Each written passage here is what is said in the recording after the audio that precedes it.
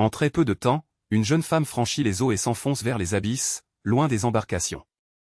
Entièrement concentrée sur son but, elle, tout en désormais une respiration parfaitement maîtrisée. La nageuse démontre une remarquable aisance sous la surface auparavant de continuer sa descente vers des flots plus profondes. Tout à coup, un élément attire son regard et elle dirige immédiatement les yeux vers un point bien précis. La plongeuse adopte une posture notablement déterminée, déjà avec un objectif en tête. Elle gagne progressivement un bloc rocheux parcouru de crevasses, avant de se faufiler entre ses aspérités. Parvenue devant l'entrée cachée, elle inspecte avec soin ce qui se trouve à l'intérieur de la grotte. Une fois les lieux explorés, la plongeuse réalise que cette cavité constitue exactement le refuge qu'il lui faut. Dans les profondeurs de l'océan, les jours s'écoulent à toute allure, et il ne lui reste désormais que 10 jours. L'entrée de cette tête reste silencieuse à ce moment précis que les bulles s'échappent à la surface. Plusieurs cocons transparents reposent à l'abri sur les parois rocheuses. S'occupant de tout, la plongeuse reste assise à leur côté telle une véritable gardienne. Cependant, les morceaux ont été de se précipiter durés au moment où deux gigantesques créatures marines ont commencé à faire le tour de la cavité. Les intrus paraissent déterminés à semer le chaos, affichant une attitude particulièrement hostile. Sentant le danger se rapprocher, la plongeuse demeure vigilante. Animée par son instinct protecteur, elle tente d'intimider les créatures et leur ordonne de quitter les lieux. Sur un ton intimidant, elle leur interdit de s'approcher davantage de son refuge. Le cri retentit avec force, laissant la plongeuse à bout de souffle, tandis que les créatures marines prennent aussitôt la fuite. Une fois la tension retombée, un immense sentiment de apaisement l'envahit. La vie marine poursuit d'ignorer le drame, avec un homard marchant dans les profondeurs, à l'extérieur. Entièrement à bout de force, le protecteur écarte un gigantesque soupir de épuisement. Dans le même temps, l'agitation à l'extérieur s'atténue progressivement, laissant place à un calme presque complet. Un petit groupe de créatures marines traverse à son tour les profondeurs, avançant discrètement sans perturber la quiétude des lieux. La plongeuse reprend sa surveillance des œufs dans un silence absolu. Cette quadrille terrestre semble de plus en plus épuisant à supporter. En quête d'un peu de réconfort, elle enlace tendrement les enveloppes protectrices, les serrant contre elle avec une profonde affection. 30 jours se sont écoulés depuis son arrivée, et elle a désormais élu domicile dans cette sombre grotte. Avec une grande délicatesse, la jeune femme poursuit sans relâche ses soins, protégeant avec dévouement ce qui lui est si précieux. À travers les enveloppes protectrices, on distingue de petits bébés humains en pleine formation, une vision qui lui rappelle le tout premier jour où elle a rencontré leur père, qu'elle observe avec émotion de très près. À cet instant, elle comprend pleinement que leurs destins sont intimement liés, ce qui lui procure une immense sensation de paix. Les petits fœtus y poursuivent leur développement à l'abri dans les eaux. Plongée dans une atmosphère empreinte de nostalgie, la plongeuse laisse son esprit vagabonder parmi ses souvenirs. L'image de cet individu ne quitte tout simplement pas sa tête. Au fond de ses souvenirs, elle revit le moment où un homme l'a tenue dans ses bras sous le courant dans une étreinte protectrice. Il lui assura que la jeune femme était son souffle et sa vie même. Jurant de s'occuper de tout, l'homme a déclaré qu'il laisserait ses vies sous sa responsabilité. Après ces mots, les deux hommes scellèrent la promesse par un moment passionné. Elle effleure délicatement la surface d'un des œufs, de retour à la réalité. Une profonde mélancolie l'envahit de mélancolie à ce moment précis et celle-ci veille seule sur ses enfants. Profondément attristée, elle se lamente, convaincue que son compagnon a probablement déjà perdu la vie. L'étendue marine à l'extérieur semble une fois encore plus vaste et sombre devant cette lourde conclusion. 60 jours passent et le fatigue physique de la plongeuse devient évident. Les yeux alourdis par la fatigue, son épuisement commence peu à peu à se faire sentir. Durant ce temps, les enveloppes protectrices poursuivent de grandir sans arrêt. Elle tente de trouver à rassembler ses forces et tend une main tremblante pour les toucher. Malgré tout, sa faiblesse est devenue si intense qu'elle peine désormais à garder les yeux ouverts. Elle finit par poser sa tête contre le mur de pierre, sans force. Un animal aquatique terrestre avance sous l'eau à un rythme notablement lent, dans le mal extérieur. Tout à coup, créature est engloutie de manière inattendue par quelque chose de beaucoup plus gigantesque. Le bruit tout à coup surprend la plongeuse lequel se réveille aussitôt. Toute recroquevillée, elle cherche à se cacher le plus possible dans l'ombre de l'abri. La barre des 100 jours survient, montrant que le minuscule est presque totalement formé. S'évanouissant presque à cause d'une extrême faiblesse, la plongeuse est à sa limite complète. Malgré cela, un bruit tout à coup la fait se réveiller à nouveau haletante en sursaut.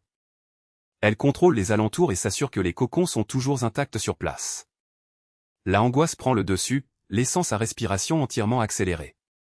Immobile dans les profondeurs de la cavité, la plongeuse tente de trouver à ne pas émettre un seul bruit.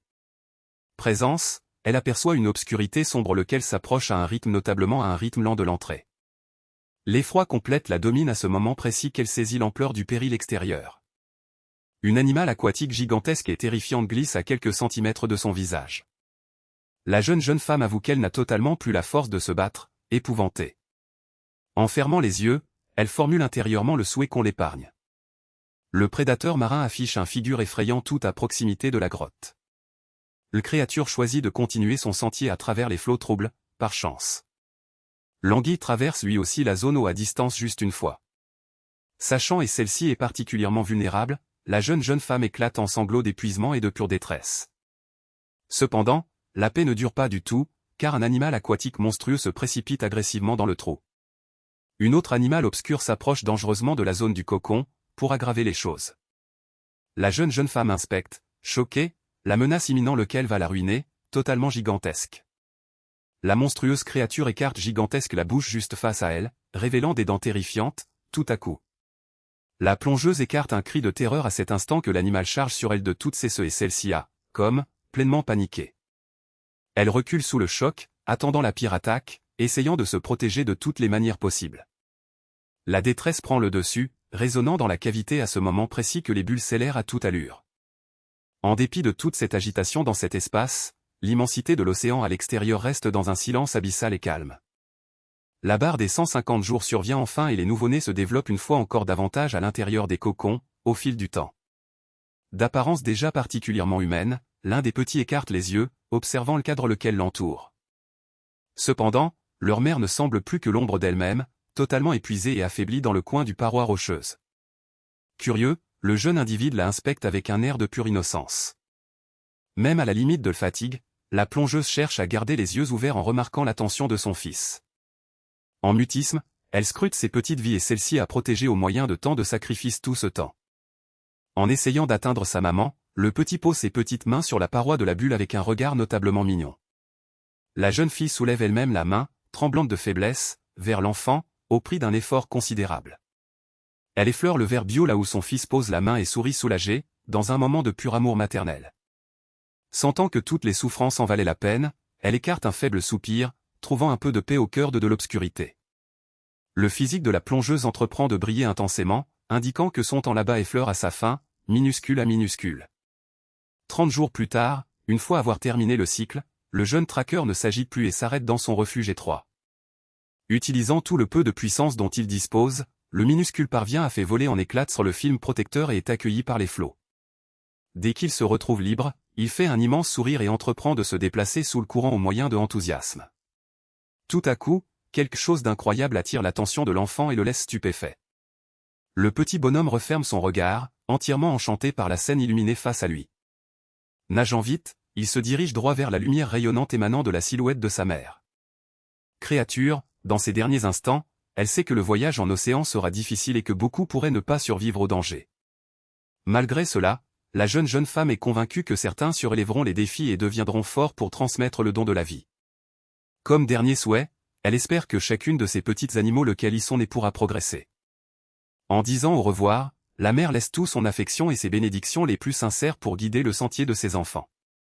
Ayant rempli son rôle, son physique à bout de force se dissout simplement dans un magnifique nuage de clarté vive. Peu de temps après, tous les nouveau-nés quittent leur cocon et nagent ensemble dans un tourbillon magique de vie et de force. La grotte obscure prend un ton bleu vif à mesure que les particules lumineuses s'élèvent à un rythme notablement à un rythme lent à la surface. Tout en nageant avec la petite troupe, le jeune traqueur jette un dernier regard en arrière, comme s'il comprenait le sacrifice lequel a été consenti.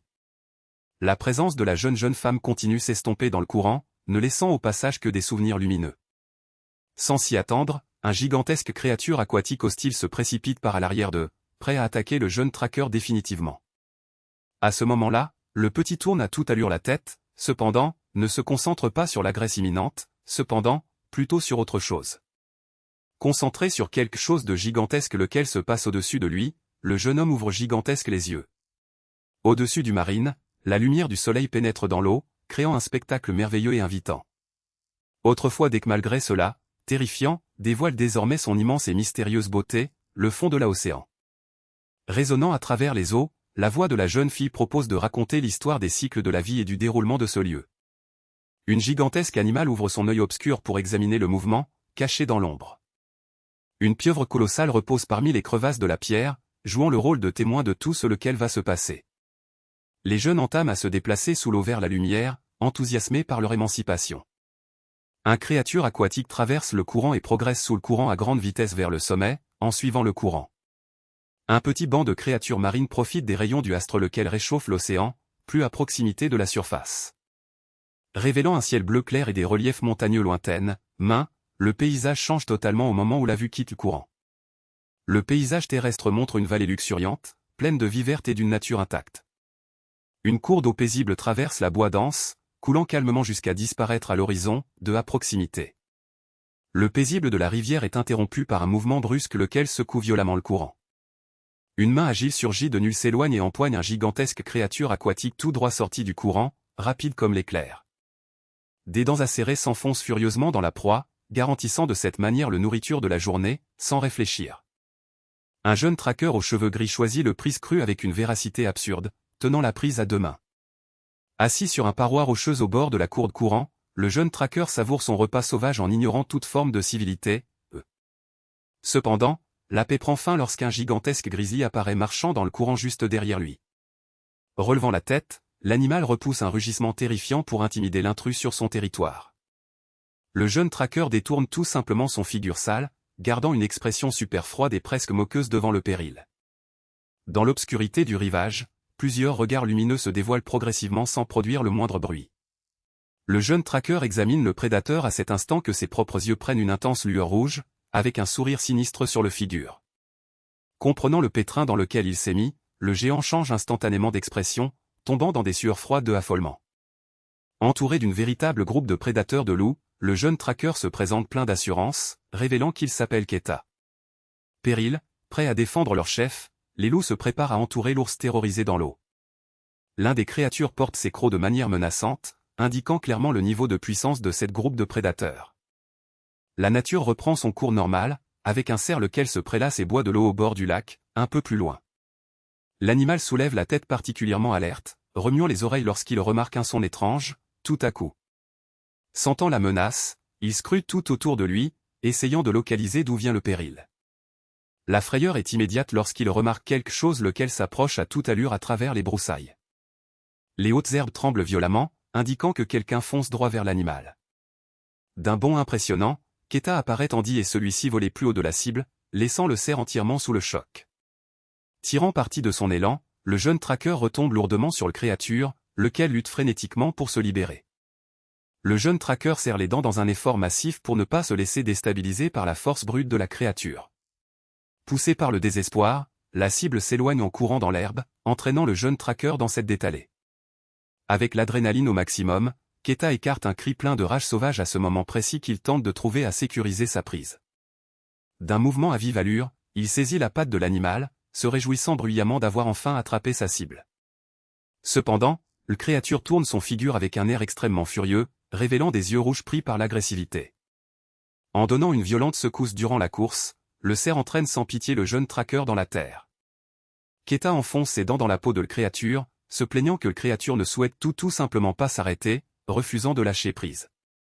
Concentré sur son objectif de retrait, il resserre la mâchoire avec une détermination terrifiante à ne pas lâcher prise.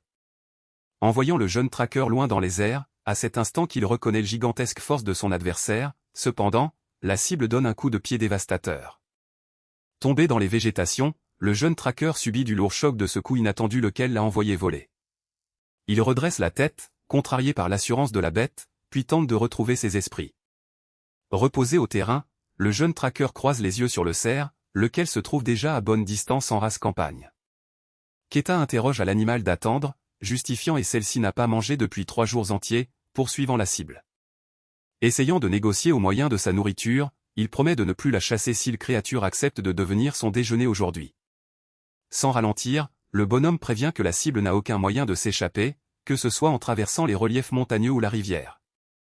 Pleinement têtu, le jeune traqueur garantit qu'il le poursuivra jusqu'au bout du monde, histoire d'y engloutir. Cependant, la poursuite est brutalement interrompue au moment où quelque chose le agresse en plein figure sans s'y attendre. Avec la puissance absurde de le choc, le jeune tracker est projeté en arrière dans les airs. Il éprouve des difficultés à maîtriser ses mouvements et roule de façon incontrôlée sur le sol. Même blessé, le jeune tracker affiche un sourire confiant en réalisant que le péril n'est qu'un loup débutant. À cet instant, un homme gigantesque et imposant retombe lourdement juste devant le jeune tracker. Affichant une expression menaçante, le géant dit au jeune garçon de se perdre, affirmant qu'il ne se laissera jamais abattre par quelqu'un d'aussi pathétique. Se sentant offensé, le jeune tracker s'énerve profondément et remet en question l'audace du type à parler de cette manière au sien. Le personnage interroge tout simplement si l'enfant souhaite un autre coup de pied à ce moment précis que le jeune tracker le suit furieusement, tournant le dos. Le géant se fait appeler le roi des cerfs de ce domaine et en déduit que le jeune tracker n'est qu'un chiot perdu, cependant, particulièrement fier. Alors qu'il traverse le plaine, il interroge si l'envahisseur sait qu'il est entré sur le domaine des Mirakota Shapak, cependant, le jeune tracker le nie. Confirmant que le gamin n'a vraiment aucune idée dans quoi il s'est embarqué, le personnage écarte un profond soupir. Le roi des cerfs avertit que cette meute de prédateurs gouverne toute la contrée d'une main de fer, expliquant la situation. Ce groupe a la terrible réputation de traquer et d'abattre tout autre loup lequel ose progresse sur ces terres. Le immense bonhomme raconte l'histoire d'un loup terrestre lequel s'est pointé par là il y a quelques jours, illustrer la péril. Comme cela était prévisible, la groupe n'a mis presque pas de temps à découvrir la présence de l'intrus. Faisant déglutir Keta au moyen de peine, le pauvre type a fini par être éliminé comme n'importe quelle cible ordinaire.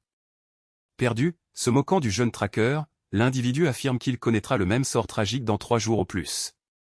Le jeune tracker lance un cri qu'il est le loup le plus ensuitesant de la contrée et qu'il n'a pas du tout angoisse d'eux, essayant de cacher sa angoisse. Cependant, avec une position ferme, il attire l'attention du cerf pour s'assurer qu'il écoute attentivement ce qu'il s'apprête à dire. Faisant un pas en auparavant, le jeune tracker dévoile fièrement son nom et avertit qu'il sera le jeune tracker chargé de l'abattre. Devant cette péril directe, l'individu s'arrête et scrute le jeune dans un silence total. Ne le prenant pas au sérieux, le colosse se moque de lui, affirmant que c'est son père lequel en finira de toutes ce lequel reste de son physique. Le créature s'élance à pleine vitesse à ce moment précis que le jeune tracker promet qu'il le engloutira de nouveau, reprenant sa forme animale. Totalement frustré par son repas en détalé, le jeune tracker maintient un regard fixe et notablement furieux. Cependant, l'arrogance disparaît à grande vitesse au moment où son estomac se gonfle bruyamment, lui rappelant à quel point il est dévoré par la faim.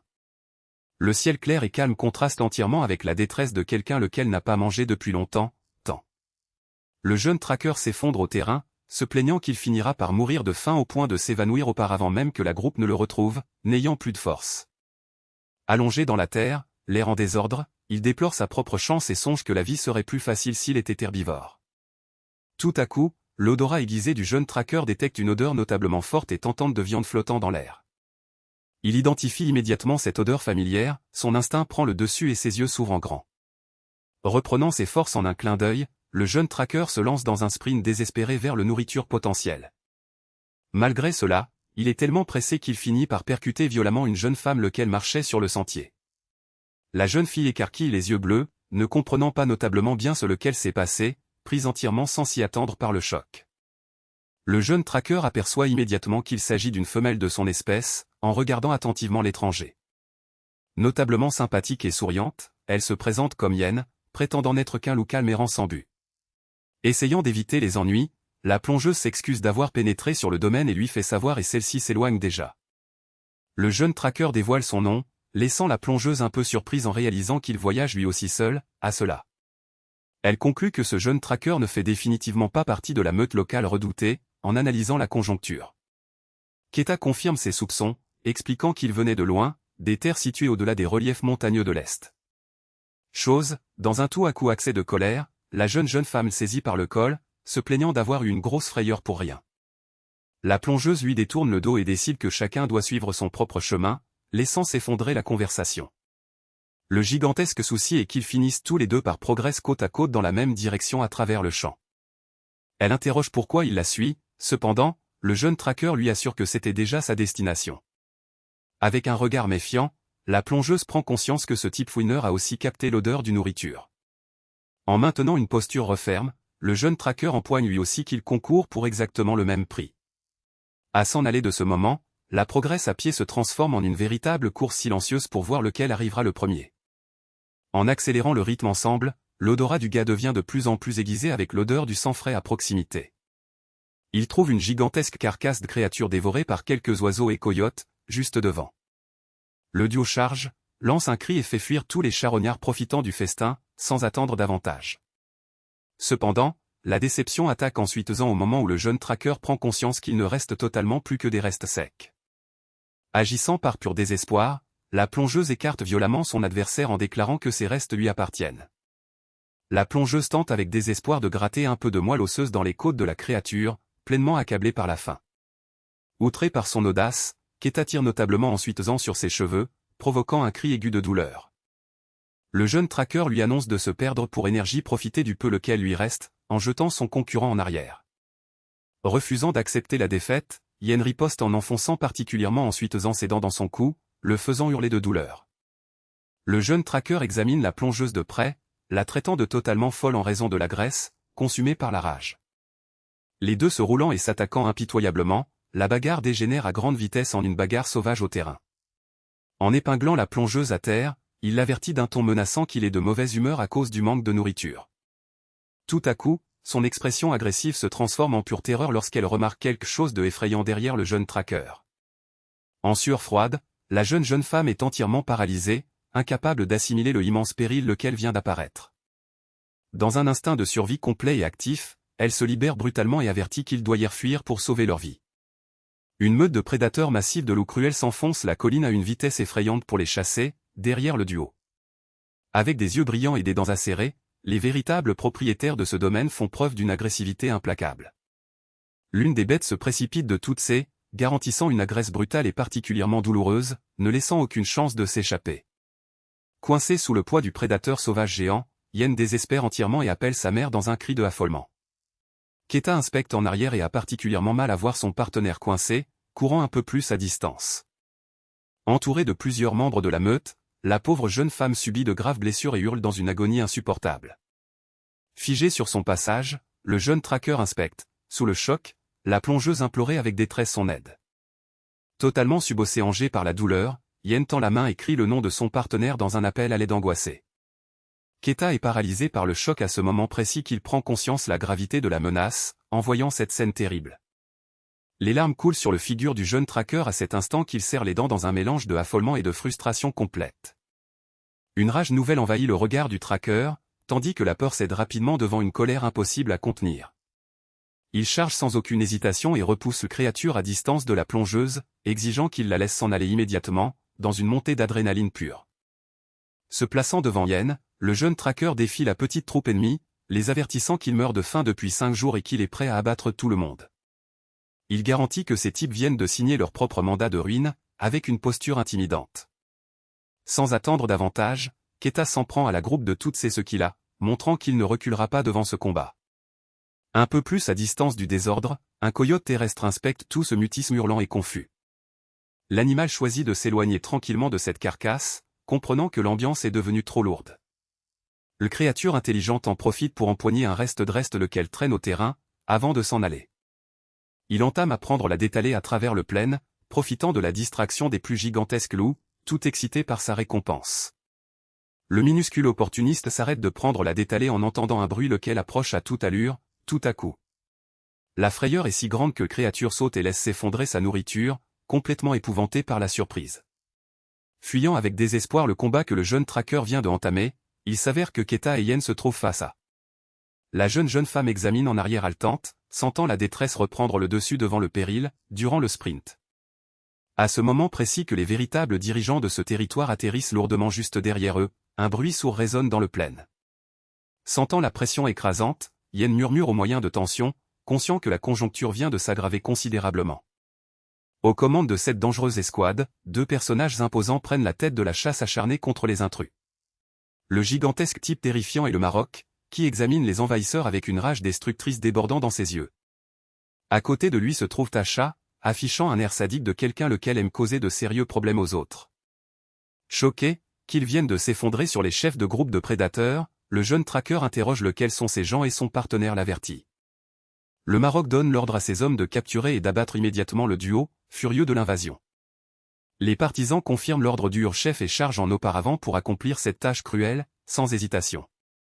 Paniqué, Keta lance un cri à sa partenaire d'accélérer le rythme autant et celle-ci le peut. Employer le peu de force lequel leur reste dans l'espoir de se débarrasser de la menace, le duo fonce à travers la forêt en se déchirant, en se jetant dans le air. Les poursuivants forment une vague littérale et brutale balayant les végétations en direction du cible, vue d'en haut. Le chef de meute de prédateurs crie que les intrus n'ont aucune chance de s'échapper, menant la se précipite furieuse. Presque entièrement essoufflé, le jeune tracker continue prendre la détalée en se demandant jusqu'où ces fous comptent le continuer. Bientôt, il remarque un gigantesque lac face à lui et envisage de traverser le courant, en espérant que son endurance ne s'épuise pas auparavant cela. En désignant l'eau, le jeune tracker avertit qu'il faut traverser le lac demandé et demande une dernière poussée à son partenaire. Rendant Yen lourdement à ce moment précis et celle-ci perd son rythme et prend du retard, cependant, une fatigue fait des ravages. Poussé par le désespoir, le tracker se retourne vers elle et lui demande d'accélérer avant que la meute ne les rejoigne. Dans un instant terrible, une main géante apparaît à l'arrière de la plongeuse, bloquant toute chance de détaler et celle-ci avait une fois encore. Le Maroc écrase la jeune femme contre la terre dans un choc notablement douloureux, avec une puissance absurde. Tasha fait l'éloge de l'attaque et suggère qu'il termine le travail pour de bon sur place, en regardant la capture. En regardant la scène, Keta se fige en réalisant qu'essayer d'aider entraînerait sa propre défaite instantanée contre tant d'ennemis. La plongeuse écarte un cri assourdissant, appelant son partenaire dans One Last Hope, martelé sous le poids du chef cruel. Le jeune tracker hésite intensément, savouant qu'il ne peut pas risquer de perdre sa vie avec la sienne. Personne, comprenant son hésitation, Yen pleure abondamment et s'excuse de l'avoir mis dans cette horrible situation. S'abandonnant entièrement à son sort impitoyable, elle se concherche à murmurer une triste plainte en attendant le pire. Keta lui détourne le dos et décide d'abandonner son partenaire, renvoyant ses excuses sur un ton extrêmement coupable. Il ferme ses yeux blessés et s'élance seul, sentant le poids écrasant de la lâcheté à cet instant qu'il se retire de là. Ne faisant preuve d'aucune indulgence, le colosse déclare que l'intrus en a fini avec un regard de pur mal. Le géant s'élance brutalement pour asséner l'attaque finale qui doit mettre définitivement la plongeuse hors d'état de nuire. Keta revient avec un saut rapide et donne un coup de pied dévastateur directement aux figures du Maroc, étonnamment. Avec l'adrénaline au maximum, les yeux du jeune tracker transmettent un courage sauvage lequel semblait avoir disparu quelques instants auparavant. Tirant parti de l'élan du coup, il plaque le chef ennemi au terrain et lance un cri aussitôt le nom de son partenaire. Beaucoup d'efforts, le jeune tracker annonce à Yen de s'enfuir aussi vite et celle-ci le peut, en désormais la plus grosse bête au terrain.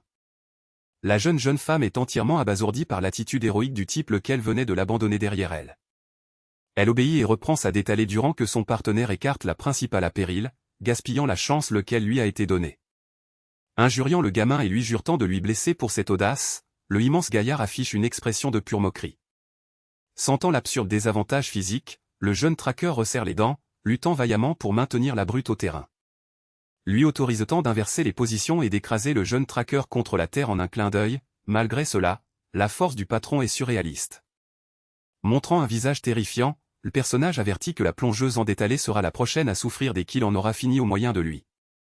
Même totalement maîtrisé, Keta garde son attitude et se moque du péril de son adversaire sans reculer. Le jeune tracker donne un coup de tête à l'ennemi, déclarant que le géant s'enfonce au moyen de lui, dans un geste de pure détresse. Cependant, la confiance de l'enfant s'évapore à la seconde où il remarque une gigantesque obscurité recouvrant la lumière tout autour de lui.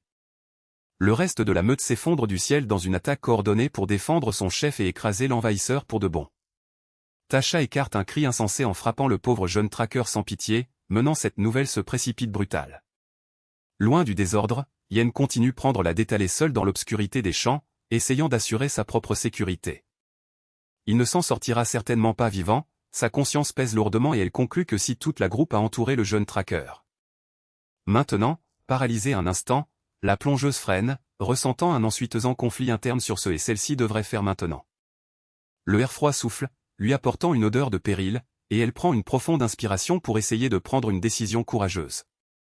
La plongeuse consent et celle-ci ne peut pas abandonner la seule personne lequel a essayé de l'aider, debout devant le vaste paysage. Revenant avec une vitesse impressionnante, elle laisse échapper un ensuitesant rugissement, démontrant et celle-ci a aussi beaucoup de puissance pour se battre. La plongeuse se jette au cœur de la bagarre, pleurant et implorant que quelqu'un vienne en aide à son partenaire déchu. Keta subit des attaques impitoyables de toutes parts dans un scénario hautement hostile lequel semble sans fin, sur le terrain. Dans la foulée, les membres de la groupe aperçoivent l'approche de la plongeuse et se préparent à s'en occuper eux aussi sans hésitation. Extrêmement battu et immense, le jeune tracker fait preuve de résignation, admettant qu'il a véritablement atteint ses limites physiques. Le trône dans la terre, il attend le choc final, se demandant si son voyage va vraiment se terminer d'une manière aussi triste. Tout à coup, la voix de Yen traverse l'air de manière explosive, faisant ouvrir les yeux au gars dans un mélange de choc et de surprise.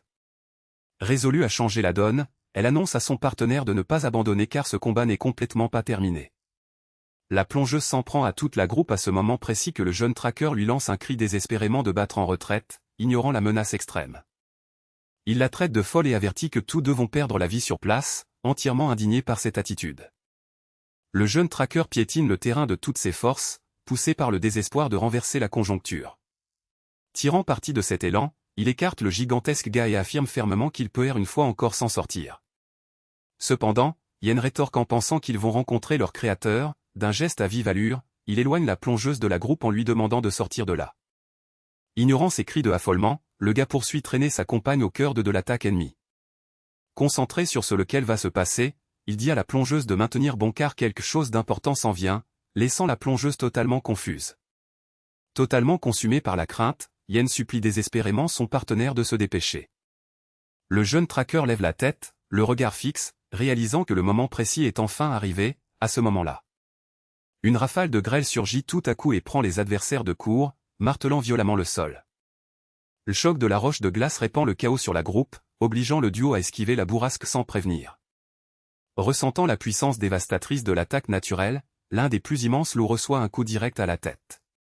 Parce que, pleinement désorienté, le peloton souffre des glaces lesquelles s'abattent sans relâche sur lui sans répit. Tirant parti de cette ouverture, la plongeuse crie à son compagnon qu'ils doivent partir immédiatement. Keta accélère le rythme et sprint, se concentrant uniquement sur la survie, avec une montée d'adrénaline. Derrière eux, les membres de cette terrible meute de prédateurs entament à battre en retraite pour tenter d'échapper à la bourrasque. Le temps hostile oblige l'animal à se disperser dans la terre, abandonnant momentanément la poursuite. Loin de là, la meute poursuit reculer sous la bourrasque incessante lequel recouvre le territoire. La fatigue est évidente chez les bêtes, qui allaitent lourdement à ce moment précis qu'elles tentent de trouver un abri. Créant un rideau naturel lequel rend la vue difficile à tous, le courant s'effondre sans pitié sur la surface du lac. Insistant pour la chasse, l'un des loups saute à le courant et progresse sous le courant furieusement après les fugitifs. Poussé par une fureur instinctive, l'animal fonce en auparavant, montrant et celle-ci n'a pas l'intention d'abandonner sa cible facilement. Cependant, l'animal finit par s'arrêter à mi-sentier après avoir réalisé et celle-ci avait perdu la vue. Haletant cependant, en sécurité, et Océange cependant à la surface du plan d'eau. Sur le rivage, le reste de la groupe se gare, observant au moyen de frustration les deux s'échapper dans les eaux profondes. De retour sous leur forme humaine, Maroc et Tasha examinent l'horizon, visiblement agacés d'avoir perdu leur cible. Gagnant de plus en plus de distance, le duo continue se déplacer sous le courant régulièrement à travers le plan d'eau géant, laissant la menace derrière lui. En plongeant un peu, ils emploient toute l'endurance lequel leur reste pour traverser cette immensité glaciale. Curieuse de savoir ce lequel vient de se passer, la plonge cherche à saisir comment son partenaire a eu connaissance de la grêle, et il explique qu'il a reconnu le bruit et l'odeur de la bourrasque. Yin tente de trouver à saisir pourquoi il est revenu, obtenant la réponse que le jeune tracker ne l'a fait que parce qu'il avait un plan de secours, en essayant de saisir ses actions. Admettant qu'il ne pouvait pas la laisser là après qu'il soit arrivé si loin, cependant, bientôt le jeune tracker détourna le regard un peu maladroitement. Le tonnerre s'abat dans le ciel, accompagnant les plaintes du gars au sujet d'une mauvaise bouchée, lui assurant qu'il aurait battu le chef ennemi s'il n'était pas dévoré par la faim là-bas. La jeune femme le rehaussait si sincèrement, faisant répliquer au jeune tracker que lui aussi trouvait ça fou, elle est revenue risquer sa vie pour lui, notablement reconnaissante pour l'aide. D'un ton mélancolique, la plongeuse avoue que tout au long de sa vie, elle a toujours choisi de fuir seule la menace. Accablée de tristesse, elle se souvient du moment terrible où elle a vu sa famille se faire déélever sous ses yeux sans énergie et rien faire. Keta reste dans un mutisme total, absorbant la douleur de son partenaire, en entendant ce ensuite en souffle. Une fois encore rongée par la culpabilité, Yen tente de trouver à saisir si les choses auraient été différentes si elle s'était battue jusqu'au bout à l'époque, tout comme elle l'a fait aujourd'hui. Avec un peu plus de courage, tout le monde aurait pu survivre ensemble, la plongeuse tente de trouver à saisir si. Voulant repousser cette ambiance triste, le jeune tracker leur suggère de former une belle équipe et leur propose de progresser désormais côte à côte. En répétant le mot ensemble, le jeune tracker ressent le poids de ce que cela signifie réellement. Le souvenir emmène le jeune tracker dans le passé, rappelant qu'auparavant qu'une groupe de prédateurs d'envahisseurs ne détruisent tout, il avait aussi une famille et son propre territoire. Dans ses souvenirs, tout le monde dans la groupe chassait United à une époque où le jeune tracker n'avait complètement angoisse de rien. De retour dans le présent, sa posture gagne en détermination au cœur de la bourrasque de verglas. Il soutient qu'au moyen de lui étant ensuitesant et elle intelligente, continuer le voyage en duo sera certainement mieux que de rester terrestre, droit au but. Pour essayer de la convaincre, le jeune tracker plaisante en disant que chasser n'importe quelle proie sera une tâche particulièrement facile pour eux deux. Enthousiasmé par l'idée, Keta interroge directement ce que Yin songe de cette proposition de partenariat. Malgré cela, un éclair traverse le ciel, n'éclairant que les flots vides, révélant que la plongeuse a tout simplement disparu du plan d'eau. Totalement confus, le jeune tracker entreprend de examiner tout autour de lui en appelant le nom de son partenaire au cœur de le courant. L'immensité du plan d'eau ne réplique que par le bruit de la pluie battante, sans aucun signe de l'endroit où elle pourrait se trouver. En haut, l'affolement s'empare du jeune tracker, qui hurle avec désespoir en exigeant de savoir où la fille a fini par se retrouver. Il ne cesse de hurler pour elle durant que la bourrasque agresse la région, pleinement seule dans une dérive. Une loutre curieuse examine la détresse des étrangers envahir son habitat, à proximité. Le jeune tracker parvient à atteindre le rivage rocheux, s'effondrant face contre terre à cause d'un épuisement extrême, quelque temps plus tard. Le bonhomme affiche un état totalement vide, vidé de toute force lequel lui restait, le figure collée à la terre. Plus paisible malgré cela, toujours secoué, il est assis devant le courant, observant l'horizon dans un abyssal silence.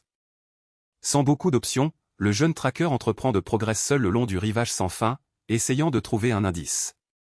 Le jeune tracker conclut au moyen de frustration qu'il n'y a aucune trace ni odeur de son partenaire à proximité, accroupi dans la terre sèche. Évaluant l'étendue du plan d'eau, il tente de trouver à saisître ce lequel n'a pas fonctionné lors de la détalée. Le terrain il entame à se coucher, se reflétant sur le plan d'eau, le faisant tente de trouver à saisîtrer si la plongeuse n'a pas fini par perdre ses forces et à couler durant la traversée. Le poids de cette perte sans prévenir agresse le jeune tracker de manière écrasante, assis au soir. Le visage du jeune tracker s'assombrit, lourd de tristesse à ce moment précis qu'il se murmure que tout s'est une fois encore produit. Le jeune tracker regrette profondément d'être à nouveau le seul survivant, ressentant la douleur de la térénitude. La tristesse est interrompue au moment où le jeune tracker remarque quelque chose de particulièrement important marqué sur le terrain en terre battue, tout à coup. Une traînée claire d'empreintes fraîches se dirige vers la partie la plus dense de la bois, juste face à lui. Son instinct aigu entre en jeu et il renifle l'air pour identifier l'odeur de hyène, confirmant au moyen de soulagement et celle-ci est en vie. En rampant le long du sentier, le jeune tracker inspecte chaque centimètre du terrain pour ne pas perdre les traces de son ami. Il découvre bientôt quelque chose une fois encore, remarquant la forte odeur de mâles inconnus mêlés à le cadre, malgré cela. Concentré sur le sentier à parcourir, l'ambiance devient lourde au moment où le jeune tracker identifie l'odeur indubitable de la pérille. Il déduit parfaitement la scène, comprenant que la jeune femme s'est enfuie pour échapper à de terribles poursuivants, à l'aide traces. Sprintant à travers les bois denses, le jeune tracker tente de trouver à saisître si la meute précédente a réussi au suivre là-bas ou s'il s'agit de nouveaux ennemis venus de cette contrée. La course effrénée prend une brève pause lorsqu'il s'effondre sur un détail alarmant au cœur de des végétations. À cet instant, des branches cassées et de la terre remuée montrent clairement qu'un violent combat a eu lieu précisément à cet endroit. Chasseur, l'esprit du jeune tracker reconstitue instantanément le puzzle, visualisant le moment où la plongeuse a été atteinte et capturée par les attaquants. La colère consume le jeune tracker lorsqu'il prend conscience la cruauté de la conjoncture, analyser une fleur écrasée et tachée. Le sang bouillonne dans ses veines, réveillant un instinct chargé de pure agressivité. Sans réfléchir, le jeune tracker fonce à une vitesse absurde, déchirant la forêt comme un véritable prédateur sauvage. Le jeune tracker se annonce que les objectifs ne sont pas à distance et que la revanche est tendue et celui-ci se produire, sautant par-dessus les obstacles sur le chemin. Arrivé dans une clairière après un sprint effréné, le jeune tracker remarque de dos une jeune femme tenue par un inconnu au cœur de la forêt. Repris par rage, il repousse un cri furieux en appelant le nom du partenaire qu'il croyait avoir trouvé. Le jeune tracker se précipite de tout, disant à l'inconnu de ne plus la toucher aussitôt, sans attendre davantage. Totalement pris au dépourvu par les cris venant de derrière lui, les yeux du type aux cheveux verts s'écarquillent. Avec l'élan de la course, Keta écrase l'étranger avec une extrême violence, le jetant à terre. Le jeune tracker la pérille lourdement et le prévient qu'il va le gâcher, épinglant son rival au terrain. Inquiet, il détourne à toute allure la tête en arrière pour interroger si la plongeuse va bien une fois cette frayeur. révélant et celle-ci est une personne entièrement différente de son amie. Cependant, la jeune femme lequel se retourne a les cheveux blancs et un regard confus. Le silence s'installe à ce moment précis que les deux gars dévisagent l'inconnu sans complètement rien saisir. Choqué par l'erreur, le jeune traqueur prend conscience qu'il ne s'agit pas de son partenaire et s'interroge sur l'identité de la plongeuse. Il réentame à empoigner le jeune traqueur tombé en exigeant de savoir lequel il est et si les deux sont ensemble, pleinement irrité. Ressentant beaucoup de douleur, et accuse Keita de l'avoir planté ses dents dessus exactement au même endroit qu'auparavant, le jeune traqueur aux cheveux verts se plaint. L'inconnu donne un coup de pied notablement en suivant lequel fait s'envoler le jeune traqueur, à l'aide de sa jambe libre. Les deux roulent à travers le terrain, s'éloignant l'un de l'autre, tout en essayant de se remettre du désordre tout à coup. En panoramique, le jeune traqueur aux cheveux verts examine son adversaire et remarque aussitôt qu'il est plutôt battu. Film, le traqueur s'essuie la bouche et nie froidement que sa blessure soit un réel problème, garder une posture de défi. Malgré cela, se fige tout à coup, entièrement confus, l'inconnu s'emporte entièrement et prévient qu'il va viser son coup directement sur la blessure. Observant avec détresse autour de lui, le jeune traqueur cherche à saisir où est passé le repas qu'il tenait il y a à peine une seconde. Un peu plus loin, on distingue déjà la plongeuse aux cheveux blancs s'enfuir avec le prix. Furieux, le jeune traqueur montre du doigt le voleur, réalisant et celle-ci lui prend sa précieuse prise sans une once de honte. La jeune femme fait un clin d'œil particulièrement moqueur tout en tenant fermement le créature sans vie, d'un ton taquin. Le type offensé injurie la plongeuse pour l'audace absurde du vol, et celle-ci s'élance en courant dans les végétations. Hurlé à plein poumon, il annonce à la plongeuse d'arrêter et déclare que c'est lui lequel a attrapé cette jouissigousse. Cependant, Keita empoigne la tête de son rival avec beaucoup de puissance, lui demandant où il songe aller. L'étranger interroge au chasseur du laisser s'en aller, cependant, le jeune traqueur contre-agresse, affirmant que la cible est désormais la sienne, essayant de se libérer de cette emprise douloureuse. La nuit envahit la bois avec la pleine lune illuminant le ciel obscur et paisible des reliefs montagneux. Une fois la chaleur du combat passée, le jeune traqueur aux cheveux verts se frotte la tête, se plaignant que le voleur a tout pris auparavant de énergie prendre une seule bouchée. Indigné, il interroge lequel Keita songe être pour apparaître de nu s'éloigne pour aider la fille, se rappelant combien il a souffert pour obtenir cette viande. Ignorant totalement les propos de l'autre gars, le jeune traqueur coupe le sujet et interroge si l'étranger a vu une jeune femme nommée Yen par là. Subocéangé par un accès de rage devant l'interruption, le jeune traqueur traite Keita de fou et hurle en voulant savoir lequel diable est cette personne. Perdant patience, Keita intervient de manière hostile et interroge à l'autre gars d'arrêter de faire semblant, car l'odeur de Yen est totalement collée à lui. Obtenant une confirmation immédiate, le jeune traqueur aux cheveux verts empoigne enfin le sujet et interroge s'il parle d'une jeune femme en particulier. Le jeune traqueur décrit sa compagne, lui demandant si elle a à peu près son âge sur un ton de pure urgence, plein d'espoir. Un inconnu entre dans le rythme de la conversation et mentionne que la plongeuse portait une veste jaune et un short, rendant Keita une fois encore plus excité. Le jeune traqueur ajoute le détail de cheveux châtains clairs et d'une stature plus précipitée, ce que le jeune traqueur confirme d'emblée, avec un souvenir particulièrement frais. Keita le secoue violemment, exigeant de savoir définitivement où elle se trouve, au moment où l'inconnu évoque la peau particulièrement pâle. Le jeune traqueur cherche à calosser la situation en expliquant avoir vu la jeune femme évanouie à proximité du plan d'eau plus tôt dans l'une fois midi. Tirant de sa mémoire, il dit qu'il marchait joyeusement dans les bois après avoir réussi à empoigner son repas jusqu'à ce qu'il aperçoit quelque chose de différent. La plongeuse à la veste jaune semblait entièrement sans vie, ballottée au cœur du sentier, allongée sur le terrain sale. Le jeune traqueur s'est rendu compte et celle-ci respirait une fois encore et a essayé de l'appeler pour voir si tout allait bien, en voyant attentivement ce physique. Puis des pas notablement lourds commencèrent à retentir, venant des arbres droits vers lui. La plongeuse aux cheveux blancs est sortie de nu s'éloigne et s'est écrasée violemment contre lui, le faisant s'effondrer au terrain à proximité de la jeune femme passée, au cours d'un voyage notablement maladroit. Agacé par le bruit sourd violent, le type aux cheveux verts s'appuya sur la terre, essayant de saisir ce lequel venait de se passer. Il remarqua quelque chose de notablement étrange et déhonté dans l'attitude du nouveau venu, à cet instant qu'il relevait à un rythme notablement lent la tête. Le voleur aux cheveux blancs s'enfuyait déjà à pleine vitesse, emportant l'oie pour laquelle il avait tant transpiré. Le type se souvient qu'il a exigé son rendez-vous dans un accès de rage aveugle, expliquant l'incident avec beaucoup d'indignation. Et en plein milieu de la poursuite acharnée contre le voleur, le jeune traqueur est apparu en le renversant de nu s'éloigne. Outré par l'attitude de l'étranger, Keita l'empoigne à nouveau, exigeant des réponses pour lui en abandonnant un loup blessé, cependant, le jeune traqueur rétorque que la fille n'est pas son problème. Frustré par le manque d'empathie, le jeune traqueur lâche son adversaire, marmonnant, et celle-ci ne doit pas être à distance et se demandant comment il va bientôt la retrouver. Curieux de voir tant de dévouement tout à coup, le jeune tracker aux cheveux verts interroge si la plongeuse du passé est sa femme, cependant, obtient un nom notablement direct. Il insiste pour essayer de deviner si elle est une petite amie, un membre de la famille ou simplement une amie, cependant, Keita poursuit nier toutes les options sans donner de détails. L'étranger conclut silencieusement que les deux n'ont aucun lien et songe que le jeune tracker doit tout simplement être fou, analysant cette situation bizarre. Keita affronte son propre sentier au moyen de sérieux et explique que les deux ont survécu au péril ensemble, changeant entièrement de ton de voix. Cette réponse chargée de poids prend le jeune tracker au dépourvu, brisant entièrement toute la tension hostile lequel régnait dans l'air. En réfléchissant au sens de cette phrase, il répète les paroles du chasseur avec une expression beaucoup plus compréhensive et moins hostile. D'un ton amical, l'inconnu dévoile qu'il s'appelle Jackie et confirme le nom du compagnon en courroux. Jackie annonce à Keita de suivre et propose de l'aider dans la recherche, taquinant que le jeune tracker parle tellement de survie malgré cela, ne peut même pas suivre une simple odeur. Il montre son propre nez en affirmant que son odorat aigu est la seule chose lequel l'a maintenu en vie jusqu'à aujourd'hui, laissant Keita impressionné, plein d'attitude. Concentré sur le nouvel objectif du duo, Jackie adopte une posture notablement sérieuse et avertit qu'il faut se dépêcher auparavant que le chevalier n'efface les traces laissées dans l'une fois midi. Accroupi et camouflé au cœur de la obscure forêt, le jeune tracker interroge si son nouveau partenaire a trouvé quelque chose, et Jackie lui interroge juste un peu de patience. Un hibou terrestre scrute à proximité tout cet étrange mouvement depuis le haut d'une branche au cœur de la nuit.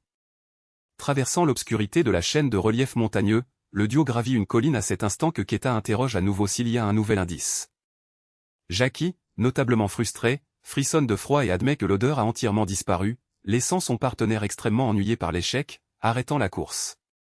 Le tracker se défend en disant qu'il les a prévenus qu'ils étaient sur la mauvaise voie et suggère que si les deux restent en vie, ils pourraient retrouver la plongeuse par hasard à l'avenir. Dans un mutisme résigné, Keita croise les bras et accepte que c'est vraiment le seul espoir lointain lequel leur reste pour aujourd'hui. Tout à coup, Jackie entre dans un état de affolement total et tente de trouver à ses titres si le jeune tracker envisage de s'installer sur ses terres. Il avertit que c'est le domaine d'un lourd paquet de sacs pour battre en retraite, cependant, Keita dit à son partenaire de se taire et d'ignorer le péril, tremblant de angoisse. Le jeune tracker affirme que vivre en détalé ne fonctionne pas et qu'il sera toujours chassé par une meute de prédateurs ou une autre partout où il ira, faisant preuve de beaucoup de détermination. Concentré sur une meilleure stratégie, le jeune tracker conclut que s'ils restent ensemble, ils auront de bien plus grandes chances de survivre au cœur de ce monde hostile. Des mots forts ont durement frappé Jackie, le faisant réfléchir sur la façon dont il a passé toute sa vie à se soucier uniquement de lui-même depuis qu'il est devenu terrestre. Le jeune tracker aux cheveux verts tente de trouver à ses titres intérieurement pourquoi le mot ensemble a eu un tel choc sur lui, intensément ému par la proposition.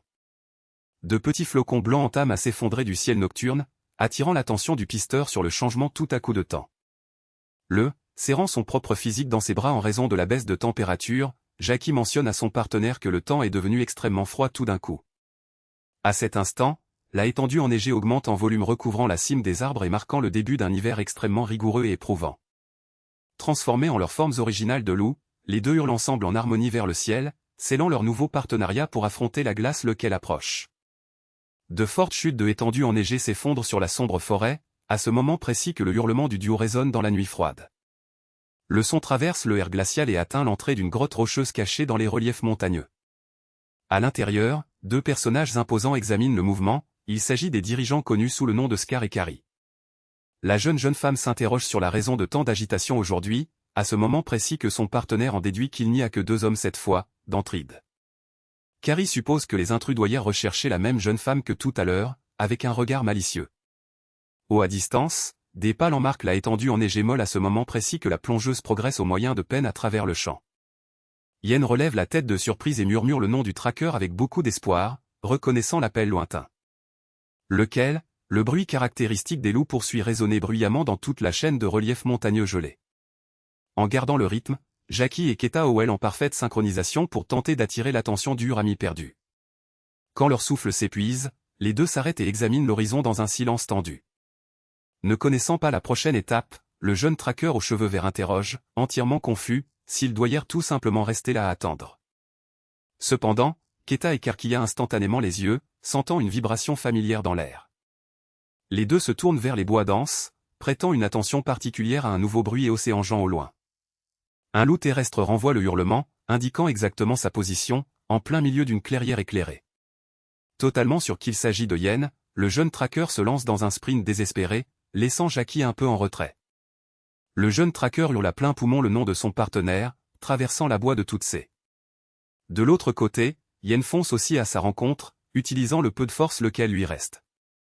Totalement soulagée, la plongeuse lui réplique en criant et celle-ci est enfin là. Malgré cela, l'espoir est de notablement se précipiter du ré et elle se fige en rencontrant un groupe lequel lui barre la route. Affichant un sourire sadique, Carrie entreprend de murmurer une chanson macabre sur un bébé cerf pleurant sa mère vaincue. À côté d'elle, Scar maintient une posture rigide et effrayante, attendant juste le bon moment. Gardant le ton inquiétant, le meneur se progresse à un rythme notablement à un rythme lent, demandant au minuscule cerf de ne pas pleurer. Les hommes de main de la Pax laissaient échapper des rires bizarres, aimant l'épouvante inscrite sur le figure du cible.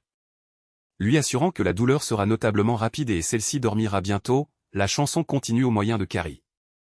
La plongeuse annonce à l'intrus de simplement ferocer les yeux et d'accepter son sort, à la tête de cette bande cruelle. En sueur et paralysée par l'affolement, Yen écoute la promesse étrange et celle-ci se réveillera dans les bras de sa défunte mère. Ne laissant aucune chance de se défendre, les membres du groupe prennent leur forme animale et entourent la jeune femme de toutes parts. Durant ce temps, Keta et Jackie poursuivent leur course effrénée à travers les bois, croyant être notablement proches du cible. Tout à coup, tous deux freinent violemment lorsqu'ils rencontrent une terrible surprise à la fin du sentier. Observant les violents rapides de la courbe courant en contrebas, le duo s'arrête au bord d'une notablement haute falaise. Keta se jette sur les parois rocheuses, avertissant qu'il n'a pas le temps de trouver un sentier sûr, ignorant la hauteur. En détresse de cause, son partenaire glisse une fois lui, poussant un cri aigu à ce moment précis qu'il s'effondre. La plongeuse reste entièrement acculée par la groupe ennemie au bord de l'eau, de retour à l'embuscade. La plongeuse tente de trouver à garder son attitude et avertit et celle-ci ne se rendra pas sans livrer un vilain combat, reculant pas à pas. Carrie laisse échapper un minuscule rire et interroge si elle songe vraiment énergie les combattre toute seule, se moquant de ce courage. Se plaignant de l'audace de la jeune fille à hurler sur le domaine d'autrui donnant l'impression que les lieux lui appartenaient, le chef s'approche. Tirant parti de l'ouverture, Yen change de posture et interroge lequel a dit et celle-ci voyageait seule. Faisant preuve de beaucoup de confiance, la plongeuse prétend que toute sa famille est en route à ce moment précis. Elle sait et celle-ci doit caler ses adversaires autant que possible, ma jeune femme, suppliant mentalement que Keta survient bientôt, dans les profondeurs d'elle. Le bluff fonctionne un peu, et Carrie tente de trouver à saisir si la famille de l'intrus est venue déclencher une guerre, se souvenant des hurlements d'auparavant. L'écharpe fait le tour et remarque que l'odeur lequel s'accroche à la plongeuse est assez familière, à cet instant. Le gigantesque type fait voler en éclats le mutisme et prononce le nom de Murako avec beaucoup de tension. Le souvenir de l'agresse précédente refait surface et le chef interroge si sa femme a lui aussi attrapé cette puanteur. Yen choisit d'employer la réputation de ses anciens attaqueurs pour se protéger et fait semblant de faire partie du groupe de prédateurs, comprenant à toute allure la conjoncture. La jeune femme se moque de ses ennemis, les traitant de notablement lents à avoir mis autant de temps à découvrir la vérité, adoptant un sourire arrogant. En essayant d'inverser le scénario, le faux Harry s'interroge si le duo a réalisé qu'ils sont également entourés. Sans bégayer, Yen affirme que sa prétendue famille a de nombreuses bouches dévorées par la faim à nourrir en ce moment. À cet instant, les informations concordent parfaitement et Scar murmure que les proies ont vraiment diminué sur ces terres. L'ambiance tendue grandit, obligeant les hommes de main à examiner autour d'eux, effrayés par une agresse surprise. Les bras grands ouverts, la jeune femme leur propose de s'en aller ou d'acheter une bagarre au péril de la vie de tout le monde. En analysant la plongeuse de fond en comble, le patron en déduit dangereusement et celle-ci est la plongeuse perdue du grand rivaux. Se sentant aux commandes, la plongeuse exige une décision rapide auparavant que sa meute de prédateurs imaginaires n'agresse. À sa grande surprise, Scar perd la tête dans une fureur aveugle, criant qu'il va enfin venger la perte de son fils. N'en croyant pas à son absurde malchance, le plan tourne au désastre total et les yeux de la jeune femme s'écarquillent. Obligeant la pauvre fille à lui tourner le dos et à prendre la détalée en affolement, toute la bande ennemie se précipite au moyen de du sang dans les yeux. Subocéangés par une haine sans vielle, Scar et Carrie courent en première ligne en jurant de détruire l'intrus définitivement. N'ayant nul s'éloigne où aller, Yen atteint le bord de la falaise en courant aussi vite et celle-ci le peut. Automne, dans un élan de pure détresse, la plongeuse se jette du haut de la chute, poussant un cri aigu durant la chute libre. Enfonçant la plongeuse au cœur de des parois rocheuses glissant, le choc dans les flots déchaînés est violent. Elle se retrouve devant face au moyen de Kita et Océan Jean face à elle, lorsqu'elle revient enfin à la surface en crachant de le courant. la plongeuse panique et entreprend de attaquer le jeune tracker lequel tente de trouver à la cale océan au cœur de le courant, surprise par la surprise. Des larmes coulent de son figure à ce moment précis et celle-ci murmure au moyen de émotion son nom, reconnaissant le figure familier. Ne pouvant retenir son apaisement, la jeune femme resserre son partenaire dans ses bras de toutes les forces du monde en pleurant ensuite-en. Précipité, le jeune tracker coupe fonce aux retrouvailles, les avertissant qu'ils doivent s'enfuir car les adversaires sont juste plus haut, et elle consent instantanément. Juste derrière eux, Jackie cherche à se présenter avec un signe de la main, cependant, la plongeuse passe juste face à lui en lui disant de prendre la détalée parce que la meute de Scar survient. À la suite de son partenaire, Keta laisse lui aussi le tracker derrière lui, exigeant qu'il se dépêche du récupérer. Du haut de la falaise, le périlleux groupe scrute dans l'obscurité de la cour de courant, essayant de retrouver la trace de sa cible.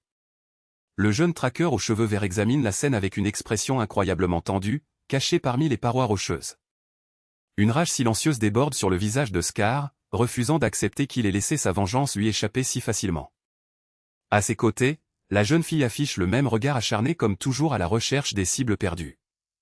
Recroquevillé, Jackie a des sueurs froides et murmure les noms des deux dirigeants, visiblement épouvantés par leur présence. Le temps progresse et la bourrasque laisse place à une aube paisible, illuminant les champs fleuris de la contrée. Désormais malgré cela en sécurité, l'équipe se repose dans un pré durant que le pisteur dévoile que tout ce domaine appartenait autrefois à sa famille. Le regard lourd, il se souvient du jour où sa meute de prédateurs a été impliquée dans un affrontement à la frontière, lequel a grièvement blessé son propre père. Au moment où les loups des reliefs montagneux ont profité de la faiblesse de chacun pour attaquer sans aucune indulgence, le agresse décisive est venu juste une fois. Agresse, pour donner un contexte à l'histoire de Jacquet, il commence à expliquer que tout était de la faute de la terrible groupe de prédateurs de Scar. D'un regard lointain, il décrit à quel point les dirigeants de ce groupe étaient cruels, n'ayant aucune indulgence pour personne.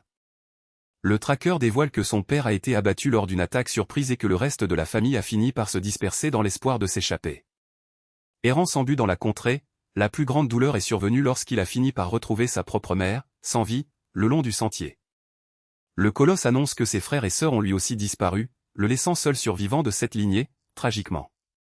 Jackie promet qu'il n'est revenu sur ce domaine que dans le seul but de se venger, dévasté par la tristesse et sous une pluie battante. Keta et Yen écoutent toutes ces lourdes évacuations dans un mutisme complet, assis sur l'herbe paisible. Yen tente de trouver à fait voler en éclats sur la tristesse en exprimant sa sympathie pour la situation, cependant, lui rappelle que chaque loup terrestre porte une histoire tragique de survie. La plongeuse conseille à quiconque a la chance d'être une fois encore en vie de l'apprécier au lieu de se concentrer uniquement sur la vengeance, avec un sourire compréhensif. Admettant qu'un vagabond défiant toute une groupe de prédateurs ne ferait que creuser sa propre s'effondre, Jackie consent pensivement. Cependant, il change totalement le ton de la conversation et fait savoir avec beaucoup d'enthousiasme qu'il compte créer sa propre groupe de prédateurs en se mariant et en ayant des chiots. Plein d'assurance, le bonhomme aux cheveux verts garantit qu'il va s'emparer d'un territoire minuscule et se renforcer pour le moment venu. Keta analyse son nouveau partenaire et commente à Yen que, au moins, ce type n'est pas aussi stupide qu'une certaine personne qu'il connaît. Jackie se concentre sur Yen et suggère que, avec l'hiver rigoureux lequel approche, elle devrait également se dépêcher et trouver un partenaire, prenant l'ouverture. Allumant le charme, il lance une ligne de collecte directe affirmant que, par hasard, il y a un notablement beau loup assis juste à côté d'elle. Laissant dans l'air une ambiance extrêmement gênante, un mutisme total s'empare de la prairie. Les yeux de Keta s'écarquillent et il détourne le visage, totalement perdu devant l'audace du nouveau partenaire du groupe. Hunter gare une expression sérieuse, traitant le flirt flagrant dont il vient d'être témoin. Pris totalement sans s'y attendre, Yen rougit et laisse échapper un murmure confus ne sachant comment réagir. Gardant son sang-froid, Jackie justifie sa décision en disant qu'il a entendu des rumeurs selon lesquelles les deux seraient amoureux, cependant, a découvert plus tard que c'était un mensonge. Avec une position analytique, le pisteur mentionne qu'il a pensé qu'il était préférable de interroger et d'être complètement sûr de la situation avant d'agir. Il scrute directement Keta et interroge au moyen de désinvolture si le tracker envisage d'épouser la plongeuse, sans tourner tout autour du pot. Entièrement choqué par l'invasion du vie privée, la question indiscrète fait que les deux partenaires se examinent instantanément. Yen écarquille ses yeux brillants, attendant au moyen de impatience de voir comment son partenaire s'en sortira. Le jeune tracker aux cheveux gris bégaye en essayant de former une phrase, totalement déstabilisé par la pression. Cachant sa nervosité, Keta détourne le regard et avoue qu'il n'a jamais arrêté de songer à ces histoires de mariage. La réponse agresse durement la jeune femme, la laissant visiblement secouée et un peu blessée par son hésitation. Satisfait de ce qu'il a entendu, Jackie approuve cette attitude et avertit qu'il espère que le jeune traqueur ne changera pas d'avis car il détesterait avoir à se battre pour elle. Tout à coup, les yeux du traqueur s'écarquillent à ce moment précis qu'il traite une information importante qu'il avait négligée. Entièrement incrédule et lui interroge si Keita n'est pas réellement amoureux de ce voleur d'oies, il se détourne vers son partenaire. D'abord, l'esprit de Keita dérive instantanément, rappelant l'image élégante de la fille aux cheveux blancs qu'il a rencontrée dans la boîte. Pleinement perdu dans la conversation, Jackie interroge à savoir lequel son partenaire a réellement croisé ce jour-là. Le traqueur se met en courroux et lance un cri que le voleur était une autre jeune femme lequel a volé sa précieuse nourriture, comprenant l'ampleur de la confusion. Yen en déduit malicieusement que la chasseuse a fini par suivre une autre odeur féminine au lieu de la sienne, avec un sourire dangereux sur le figure. Poussé par le désespoir, utilisé, Keita agite ses mains en niant tout, garantissant qu'il était juste distrait en suivant la bonne odeur lorsqu'il entendit une bagarre et devint confus. Ignorant ses excuses, la jeune fille plisse ses yeux bleus et interroge d'un ton notablement menaçant si l'inconnu était joli. Le mec met la main sur son menton et avoue avec la plus grande sincérité et celle-ci était vraiment attirante, ne réalisant pas le niveau de menace. Pour aggraver les choses, il décrit l'autre louve comme quelqu'un lequel dégageait une ambiance particulièrement mature et super élégante. Le commentaire suscite une réaction immédiate de la s'éloigne de Yen, qui donne une gifle furieuse aux figures de son partenaire par pure jalousie. Après le coup, le trio se rassied sur l'herbe avec une atmosphère absurdement lourde et silencieuse entre eux. Jackie scrute juste la situation délicate durant que Keita s'excuse, murmurant que la faim lui a fait perdre la tête. Épuisementé de tout ce drame, le pisteur sursautant se plaignant qu'il va finir par s'évanouir de faim s'il ne s'attaque pas aux nourritures tout de suite.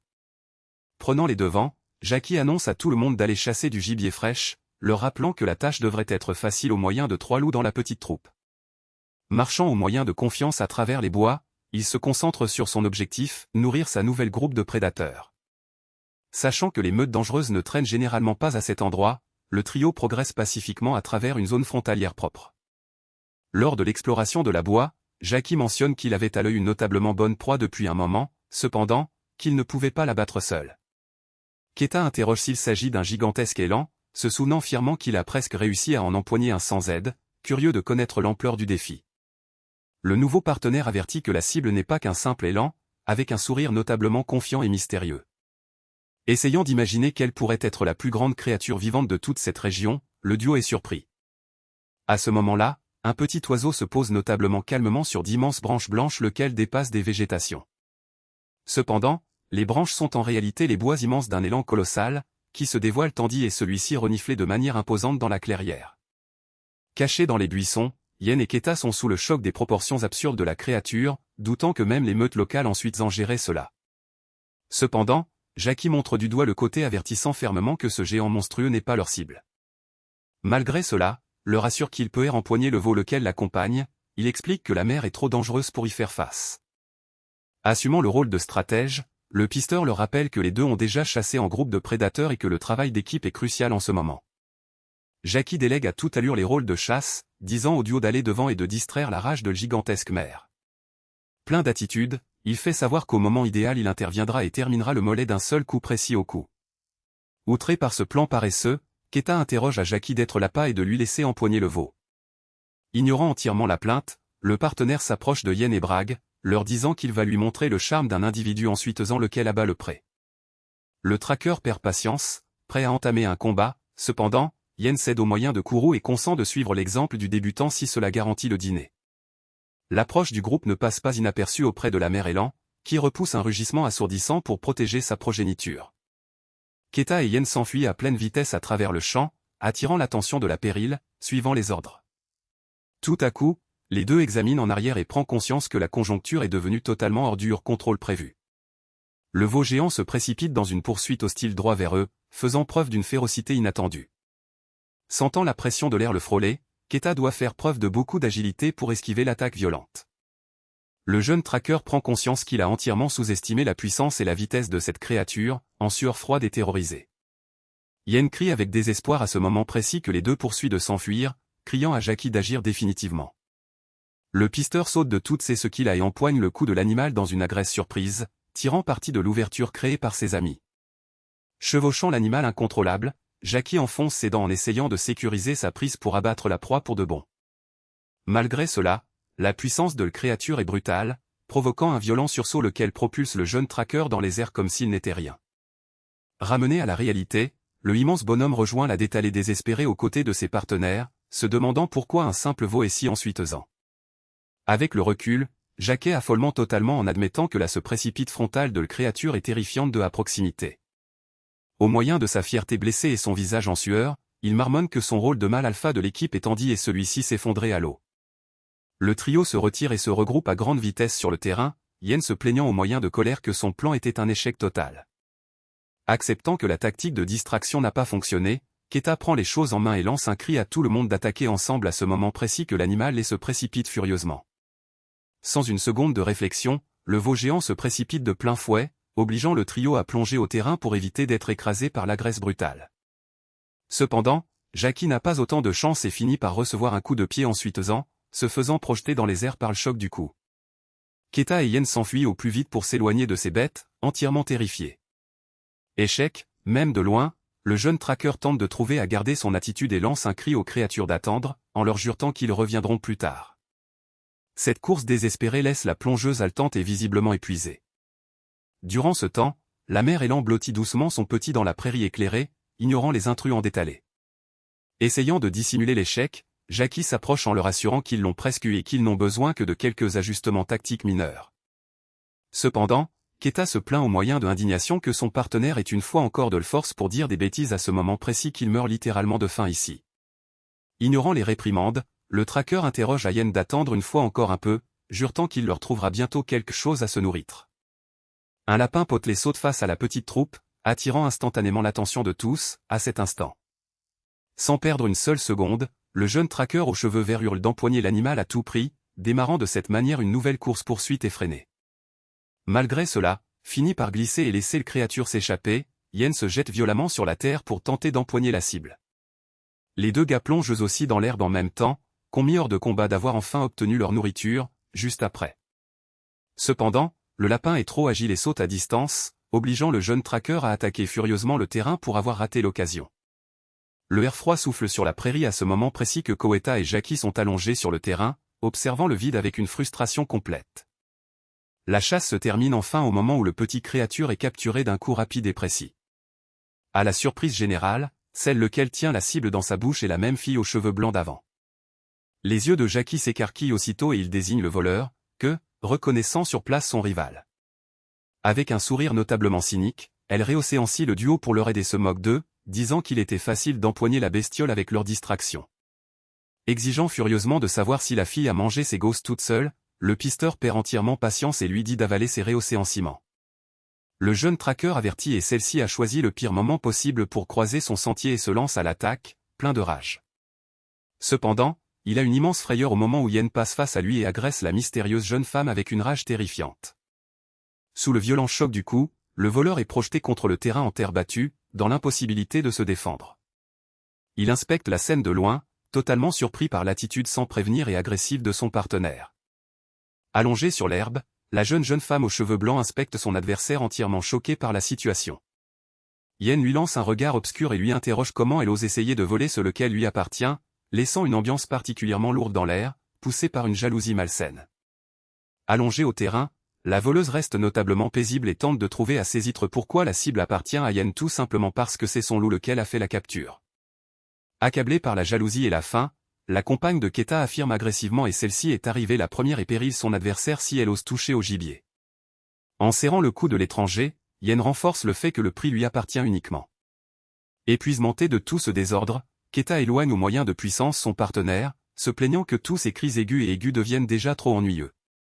Libéré de son emprise, le voleur inspecte froidement le duo, leur demandant s'ils ont l'intention de régler les choses par l'agressivité. Sans lui laisser le temps de répliquer, Jackie se lance dans le combat, donne un coup de pied à son rival et consent de reprendre le prix de force. Le pisteur redresse sa posture, prévenant qu'un simple lapin ne couvre pas sa dette et qu'il va lui donner une bonne leçon aujourd'hui.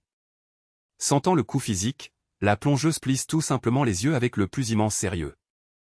Yen perd à nouveau le contrôle et se précipite en avant, criant et celle-ci va mettre fin définitivement au voleur, à cela. Pleinement, malgré cela, Keta entre au cœur du désordre à bras ouverts, exigeant que le duo arrête aussitôt l'agresse. Maladroit, le tracker interroge à ses partenaires d'éviter ce conflit inutile. Indigné, Jackie demande une explication pour avoir défendu leur ennemi, obligeant le jeune tracker à justifier qu'il n'y a aucune raison de se battre. Yen est indigné par l'attitude de son partenaire, malgré cela, le tracker remarque quelque chose de différent et lui interroge d'attendre un moment. Déplaçant le focus du combat, Jackie pointe directement la fille lequel a volé son noix plus tôt. À la surprise générale, le jeune tracker lui interroge tout simplement si elle n'est pas rejoindre la petite troupe pour chasser. Avec un naturel complet, Jackie explique que 3 est un nombre étrange, malgré cela, qu'au moyen de 4 membres, il fonctionnerait aussi bien qu'une vraie groupe de prédateurs. Plein de malice, il affiche un sourire narquois, sachant parfaitement que Yen et Kita n'auraient d'autre choix que d'être d'accord. Leur rappelant qu'ils n'ont pas de liens familiaux les obligeant à agir ensemble en groupe de prédateurs, le voleur se moque de la proposition. Elle souligne et celle-ci n'a pas l'intention de faire équipe avec des perdants lequel peut à peine empoigner correctement un lapin, enfin, renvoyant immédiatement la petite troupe. Jackie consent le rejet et annonce tout simplement à la plongeuse de sortir de l'eau plus vite possible, gardant son sang-froid. Juste après le refus, il commence à faire des commentaires notablement suggestifs sur le goût merveilleux du gibier d'orignal. Le pisteur poursuit d'écrire l'arôme incomparable d'une prise fraîchement chassée, à ce moment précis que le voleur se retire à un rythme notablement à un rythme lent. Plongeant dans les détails, il décrit la sensation d'enfoncer son museau dans l'animal à cet instant que la chaleur est une fois encore présente. Keta, la description aléantone attire totalement l'attention de Yen, et elle écoute au moyen de admiration. Séduit par l'image mentale de cette fête, écarquille lui aussi instantanément les yeux. Déjà à distance, le voleur se fige en imaginant cette odeur parfaite entrant dans son nez. Jackie lance le dernier appât, arguant que prendre une bouchée géante de cette cible est infiniment mieux que de se nourrir une simple oie. Wild Instinct parle beaucoup plus en suitesant, faisant saliver la fille rien qu'en pensant à goûter à nouveau cet océan veille.